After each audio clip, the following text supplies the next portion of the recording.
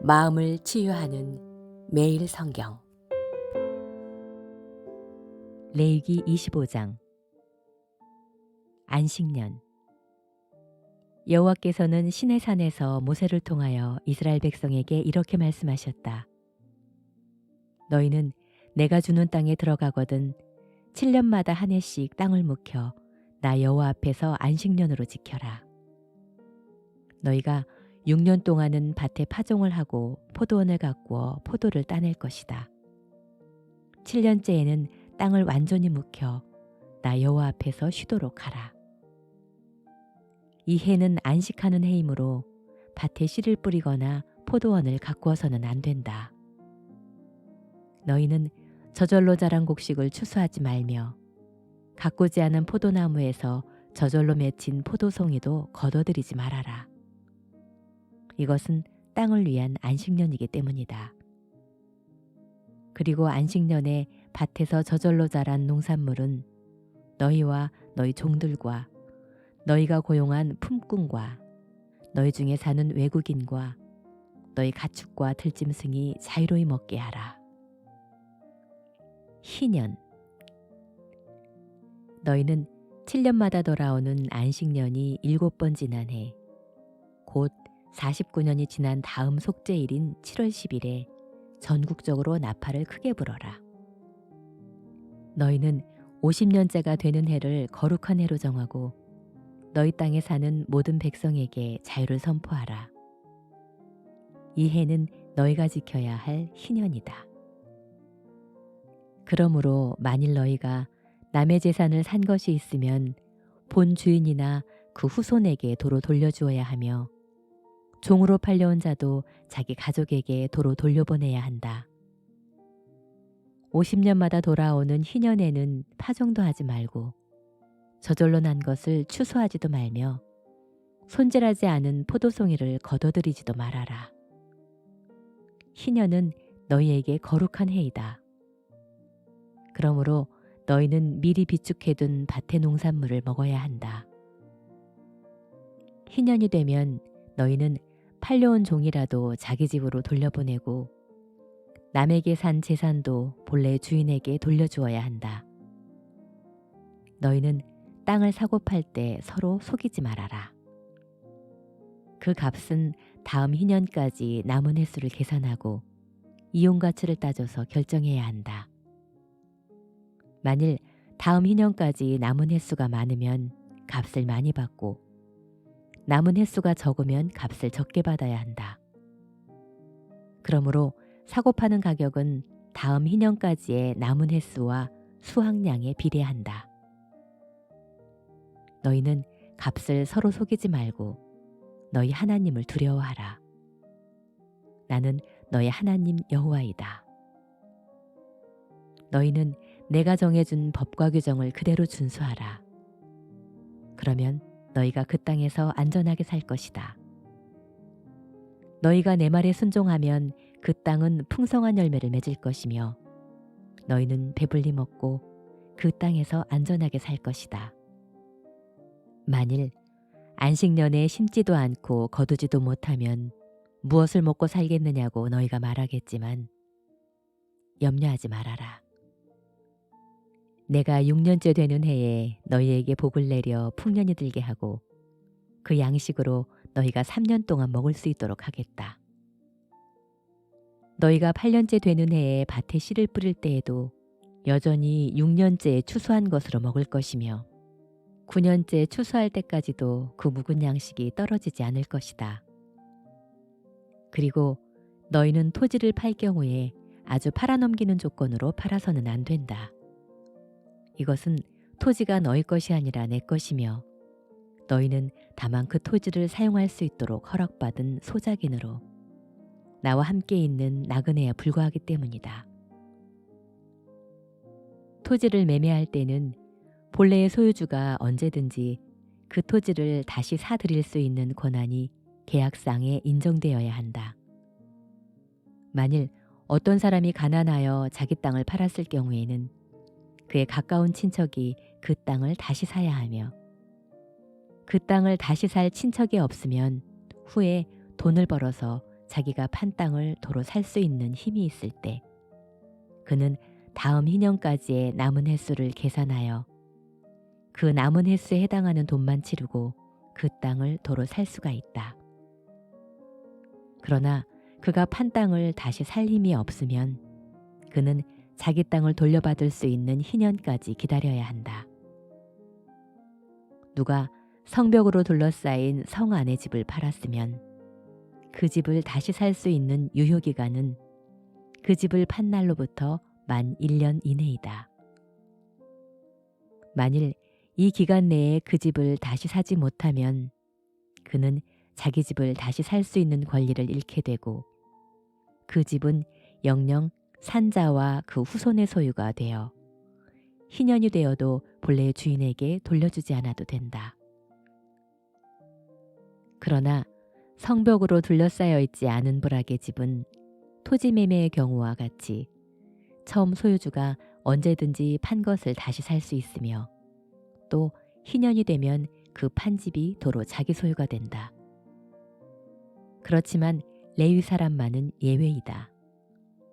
그들은 성 안의 집을 판 경우에도 그것을 언제든지 다시 살 수가 있다. 만일 레위인이 그 집을 다시 사지 않으면 희년에는 그 집을 본 주인인 레위인에게 돌려주어야 한다. 이것은 레위 지파가 그들 성내의 집과 그 주변의 땅 외에는 다른 지파와 같이 유산으로 물려받을 땅이 없기 때문이다. 그러나 레위인들은 그들 성 주변에 있는 밭이 그들의 영원한 재산이므로 절대로 팔아서는 안 된다. 만일 너희 동족 가운데 너무 가난하여 먹고 살 길이 막연한 자가 있거든 너희는 그를 도와 갈 곳이 없는 나그네처럼 여겨 한 집에 데리고 살아라. 너희는 너희 하나님을 두려워하며 그 사람을 형제처럼 여기고 그에게 빌려준 돈에 대해서도 이자를 받지 말아라. 너희는 그에게 이자를 받을 셈으로 돈을 빌려주지 말고 밥을 먹여준다고 해서 무슨 이득을 바래서도 안 된다. 나는 너희에게 가나안 땅을 주고 또 너희 하나님이 되기 위해서 너희를 이집트에서 인도해낸 너희 하나님 여호와이다. 만일 너희 동족이 가난하여 너희에게 몸을 팔거든 너희는 그를 노예처럼 부려먹지 말고 품꾼이나 잠시 너희 집에 몸붙여 사는 나그네처럼 여겨 희년까지만 너희를 섬기게 하라. 희년이 되면 그와 그 자녀들은 너희를 떠나 그의 가족과 조상의 소유지로 돌아가게 하라. 이스라엘 백성은 내가 이집트에서 인도해낸 나의 종이다. 그러므로 너희 동족이 노예로 팔려가는 일이 있어서는 안 된다. 너희는 그를 가혹하게 부려먹지 말고 너희 하나님을 두려워하라. 만일 너희가 종이 필요하면 너희 주변에 사는 이방 민족 중에서 사올 수 있고 또 너희 가운데 사는 외국인의 자녀 중에서도 살 수가 있다. 그들이 너희 땅에서 태어났어도 너희 소유가 될 것이다. 또 너희는 그들을 너희 후손에게 유산으로 물려줄 수도 있다. 그러나 너희가 너희 동족을 가혹하게 부려먹어서는 안 된다.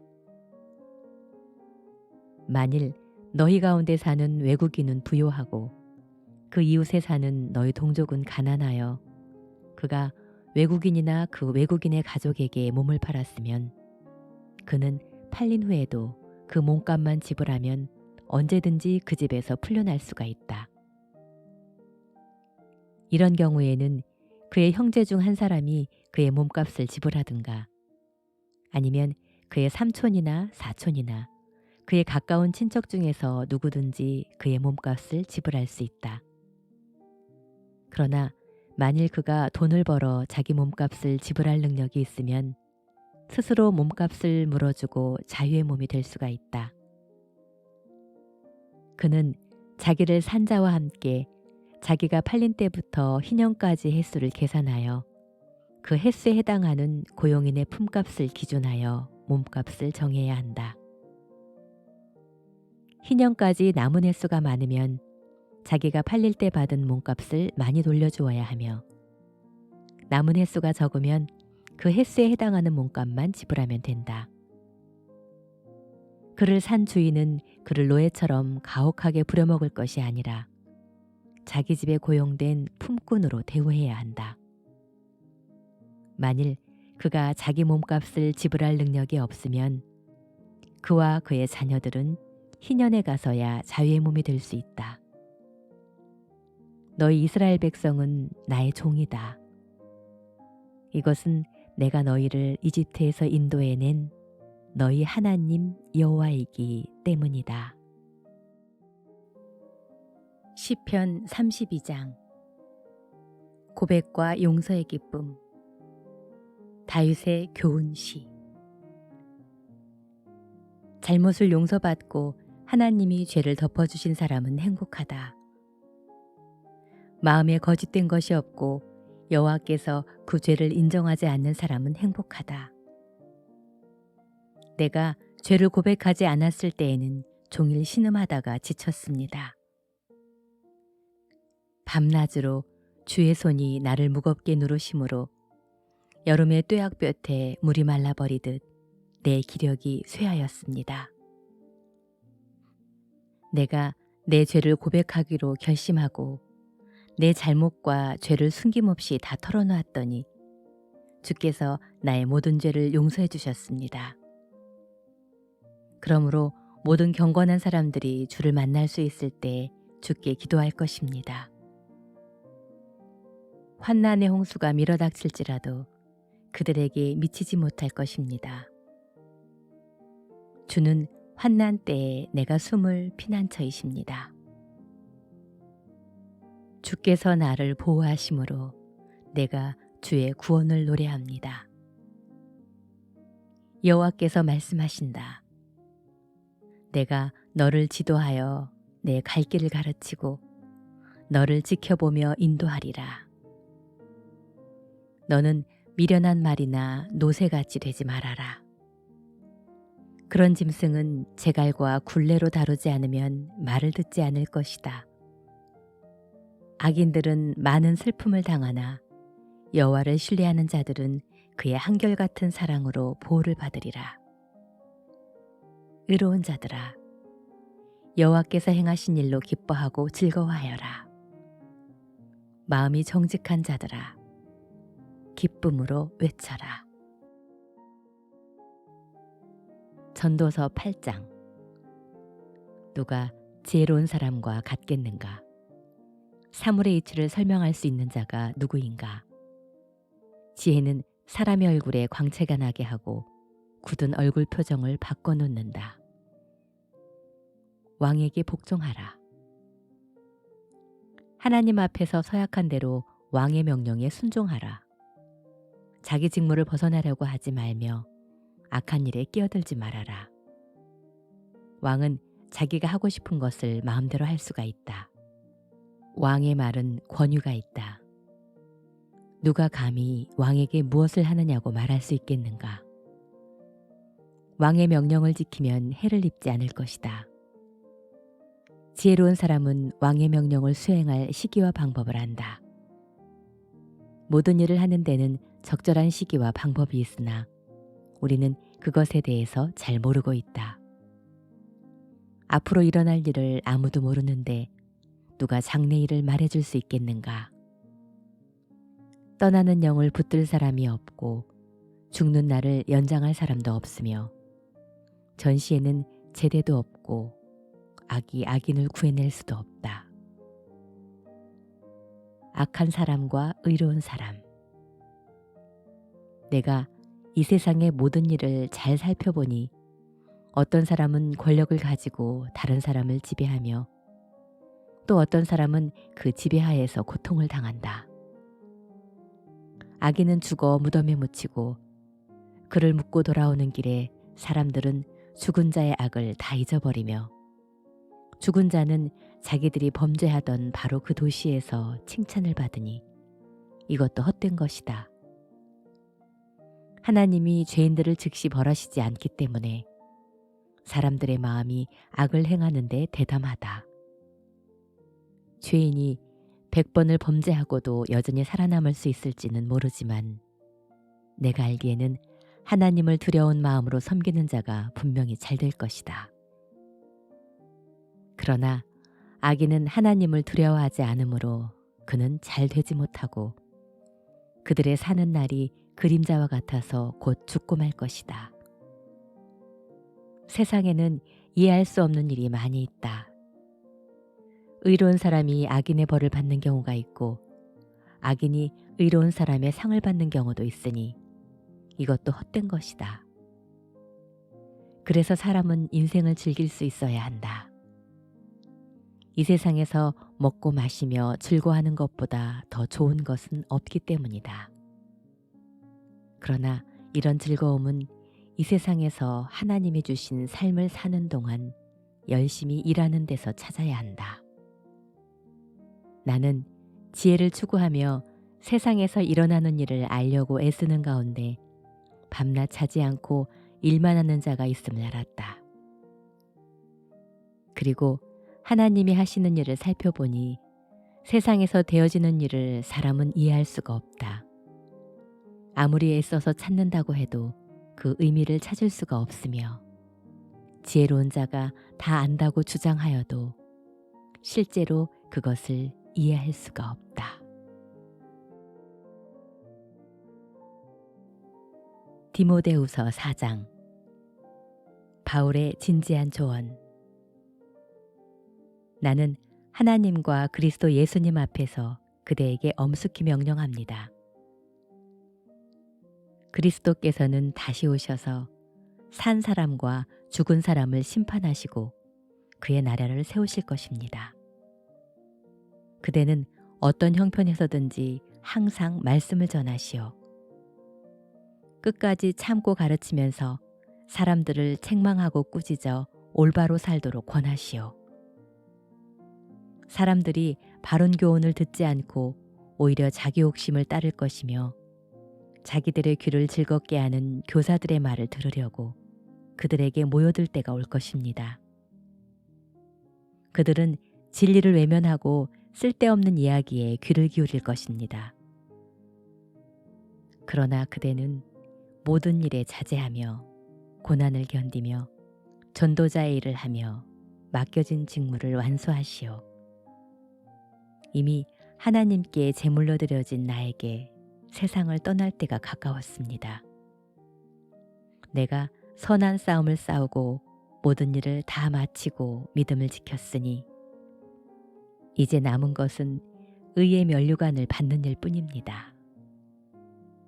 이것은 의로우신 재판장이 주님이 재림하시는 날에 나에게 주실 것이며 나에게만 아니라 주님이 다시 오시기를 사모하는 모든 사람에게 주실 것입니다. 마지막 교훈. 그대는 되도록 속히 나에게 오시오. 데마는 이 세상을 사랑하여 나를 버리고 데살로니가로 갔으며 그레스게는 갈라디아로 갔고 디도는 달마디아로 갔으며 누가만 나와 함께 있습니다. 그대는 올 때 마가를 데리고 오시오. 그는 내가 하는 일에 유익한 사람입니다. 나는 두기고를 에베소에 보냈습니다. 그대는 올 때 드로아에 있는 가보의 집에 두고 온 나의 외투와 책들, 특히 양피지에 쓴 것들을 가지고 오시오. 구리 세공업을 하는 알렉산더가 나를 몹시 괴롭혔습니다. 주님께서는 그가 행한 대로 갚아주실 것입니다. 그는 우리가 전한 기쁜 소식을 몹시 반대하는 사람이니 그를 경계하시오. 내가 처음 변명할 때 모두 나를 버리고 떠났고 나를 도와준 사람은 하나도 없었습니다. 그러나 그들에게 벌이 내리지 않기를 기도합니다. 주님은 내 곁에 서서 나에게 힘을 주셨습니다. 그것은 나를 통해 전도의 말씀이 널리 전파되어 모든 이방인들이 그것을 듣도록 하기 위한 것입니다. 그래서 내가 사자의 입에서 구출되었습니다. 주님은 모든 악한 일에서 나를 건져내시고 또 하늘나라에 들어가도록 나를 구원해 주실 것입니다. 그분께 길이길이 영광을 돌립시다. 아멘. 그대는 브리스가와 아굴라에게 문안하고 오네시보로의 가족에게도 문안해 주시오. 에라스도는 고린도에 머물러 있고 드로비모는 병들어서 밀레도에 남겨두고 왔습니다. 겨울이 오기 전에 그대는 속히 이곳으로 오도록 하시오. 으불로와 부데와 리노와 글라우디아와 그 밖의 모든 형제들이 그대에게 문안합니다. 주님이 그대와 함께 계시기를 바라며 모든 성도들에게 하나님의 은혜가 함께 하기를 기도합니다.